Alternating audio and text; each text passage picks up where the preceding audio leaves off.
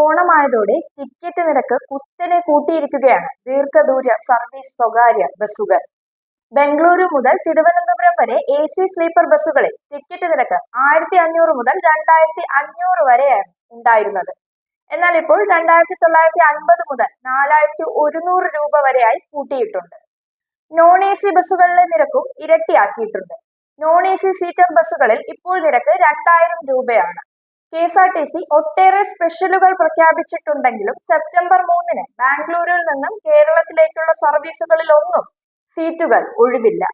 സ്ഥിരമായുള്ള ബസ്സുകൾക്ക് പുറമെ പുതിയ ബസ്സുകൾ ഉപയോഗിച്ച് 9-ലധികം സർവീസുകൾ ക്രമീകരിച്ചിട്ടുണ്ടെന്നും ഒറ്റ ബസ്സിലും എറണാകുളത്തേക്ക് അന്ന് ടിക്കറ്റില്ല.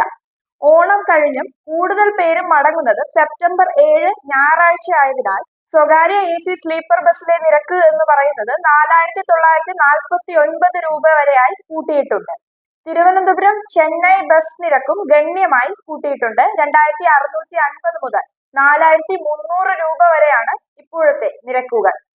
7-ന് ചെന്നൈ ബാംഗ്ലൂർ റൂട്ടുകളിലും ട്രെയിനുകളിൽ ടിക്കറ്റ് ഇല്ല. തിരുവനന്തപുരം ബംഗളൂരു സ്പെഷ്യൽ ട്രെയിനിൽ വെയിറ്റിംഗ് ലിസ്റ്റിൽ 295 ഇപ്പോൾ തന്നെ കടന്നിരിക്കുന്നത്.